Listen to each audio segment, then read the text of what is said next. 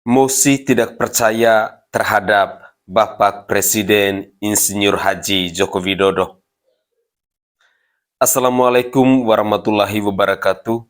Salam, Om Swastiastu, Namo Buddhaya, salam kebajikan dan salam sejahtera untuk kita semua. Saudaraku sebangsa dan setanah air, saya tahu bahwa media sosial saat ini sedang ramai membicarakan tentang adu gagasan dari 3 calon presiden, yakni Anies Rashid Baswedan, Prabowo Subianto, dan Ganjar Pranowo di acara Mata Najwa kemarin. Namun, di tengah riuhnya pemberitaan ini, saya menemukan sebuah cuplikan video yang mengagetkan saya, di mana ada sekelompok orang yang menyerukan mosi tidak percaya kepada Bapak Presiden Joko Widodo. Saya tidak tahu mereka ini datangnya dari kelompok mana, tetapi dalam konferensi persnya mereka mengatakan bahwa evaluasi untuk perbaikan kepemimpinan bangsa, sehingga mereka menyerukan mosi tidak percaya terhadap Bapak Presiden Joko Widodo. Mosi ini mereka suarakan pada hari ini, tanggal 20 September 2023. Sekali lagi, tentu ini mengagetkan kita semua. Padahal kita tahu bahwa rakyat Indonesia saat ini sudah sangat puas dengan kinerja dari Bapak Presiden Joko Widodo. Bahkan tingkat kepuasannya itu mencapai 80% lebih. Untuk lebih jelasnya, saya ingin mengajak pemirsa terlebih dahulu kita menyimak bersama-sama mosi tidak percaya yang disampaikan oleh kelompok tertentu ini ke hadapan pemirsa, dan di akhir video baru saya akan memberikan tanggapannya. Mari kita saksikan bersama-sama. Bismillahirrahmanirrahim. Darurat berbangsa dan bernegara. Mosi tidak percaya terhadap Presiden Joko Widodo. Negara Indonesia saat ini berada pada jurang krisis berbangsa dan bernegara. Hal itu ditandai dengan kegagalan Presiden Joko Widodo atau Jokowi dalam menjalankan demokrasi, melindungi kebebasan sipil, dan mensejahterakan rakyat. Pembangunan yang dilakukan selama ini hanya memperkaya segelintir orang dengan mempercepat pengurasan sumber daya alam dan berbagai aset negara lainnya, serta memperbesar utang luar negeri dan ketergantungan terhadap Cina. Berbagai undang-undang dan perangkat hukum yang dikeluarkan, seperti Undang-Undang Ciptaker, Undang-Undang Kesehatan, Undang-Undang EKN, Undang-Undang KPK, Undang-Undang Minerba, dan lainnya, hanyalah alat untuk melegitimasi kekuasaan Presiden Jokowi yang syarat kepentingan oligarki. Rakyat hanya menjadi penonton. Situasi kehidupan berbangsa dan bernegara saat ini jelas-jelas bertentangan dengan ideologi Pancasila. Pancasila mengajarkan kehidupan berbangsa untuk mencapai kemakmuran rakyat, keadilan sosial, nilai-nilai demokrasi dan hak asasi manusia. Selama 9 tahun Jokowi berkuasa, telah terjadi penangkapan terhadap masyarakat umum, ulama dan aktivis. Secara spesifik telah terjadi pula pembunuhan terhadap santri pengawal ulama, kematian petugas KPPS dan peserta aksi unjuk rasa pada pemilu 2019, pembiaran tragedi Stadion Kanjuruhan, pengebirian aksi-aksi mahasiswa dan buruh, serta pelanggaran hak asasi manusia lainnya, termasuk termutaakhir bagaimana kezaliman nyata dipertontonkan di Rempang, di mana hak penduduk asli dicampakkan begitu saja atas nama investasi. Semua ini menunjukkan bahwa rezim ini telah menjelma menjadi rezim otoriter. Selama 9 tahun ini pula, sekitar 100 juta rakyat Indonesia kehilangan akses pada pekerjaan yang layak, terjebak dalam kemiskinan dan stunting, serta merosotnya secara terus-menerus kualitas hidup. Ketika rakyat dan negara berada dalam krisis, Jokowi terus berusaha memperpanjang kekuasaan dan pengaruhnya menjelang pemilu 2024. Hal tersebut dilakukan dengan cawe-cawe politik, baik melalui pengarahan terhadap parpol tertentu maupun mengarahkan kekuasaan negara untuk memenangkan calon presiden pilihannya.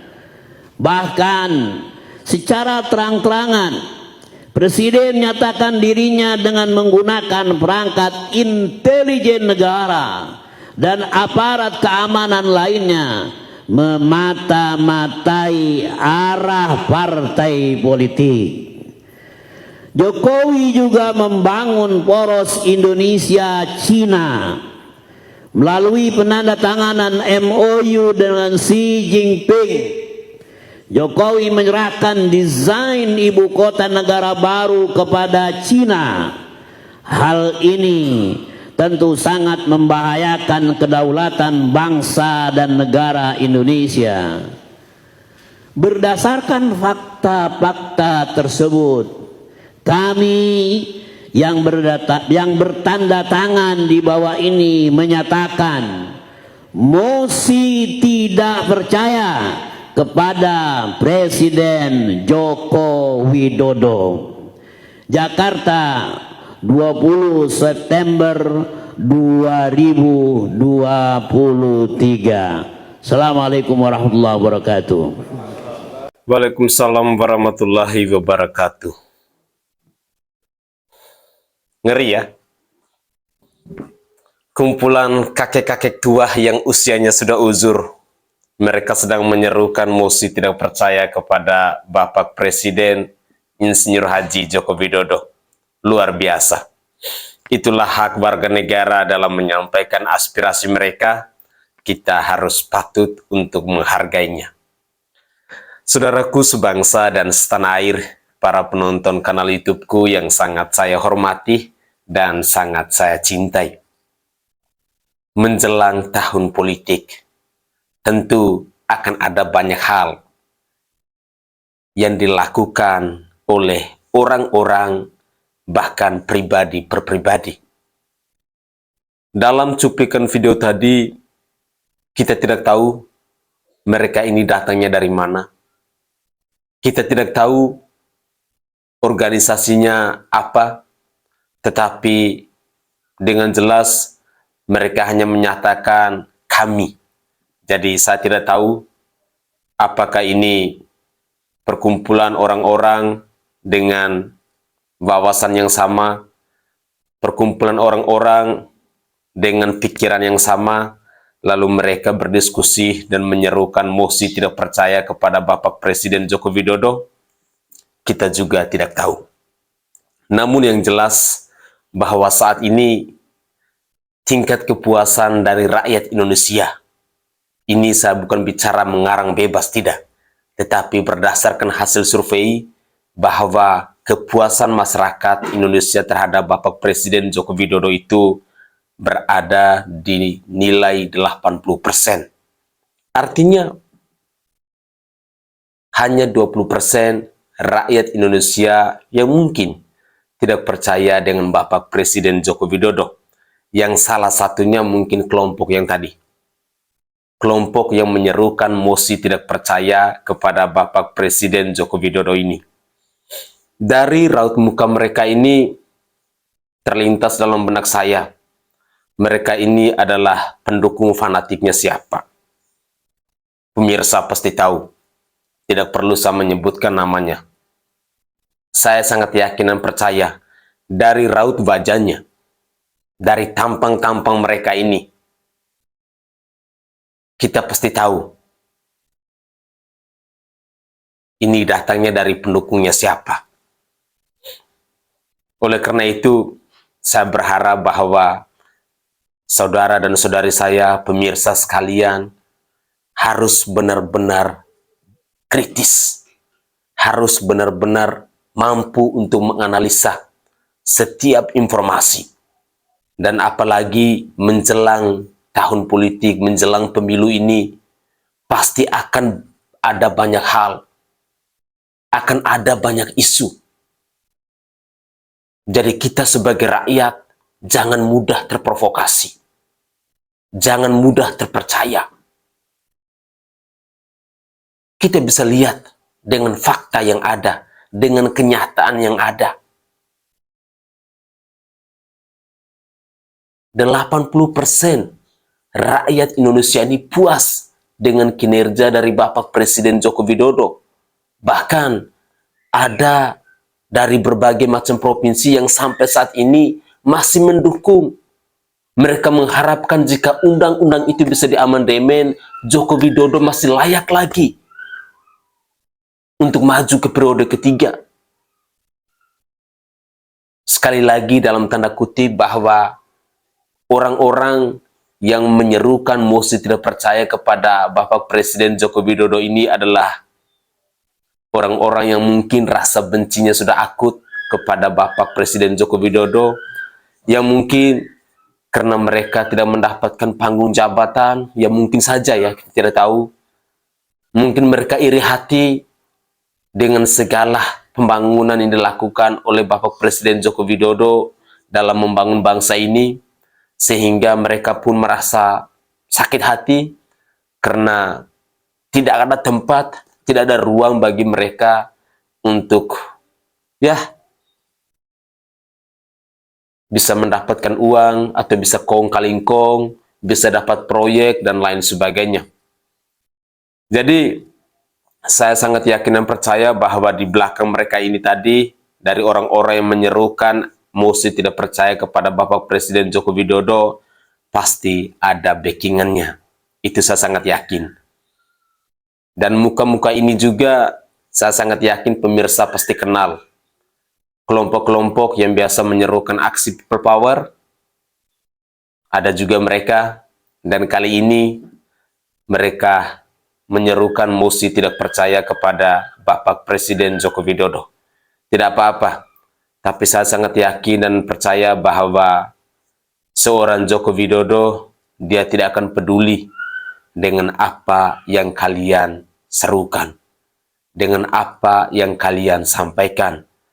Karena seorang Presiden Joko Widodo, dia hanya bisa kerja, dan kerja sampai di akhir masa tugasnya.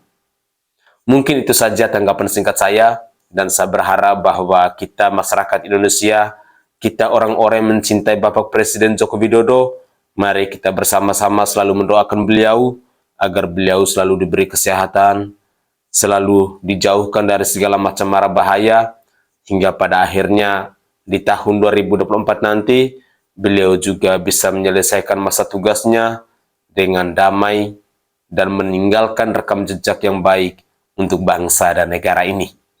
Saya Sainai dari Provinsi Nusa Tenggara Timur. Saatnya kita yang rakyat jelata harus berani untuk bersuara.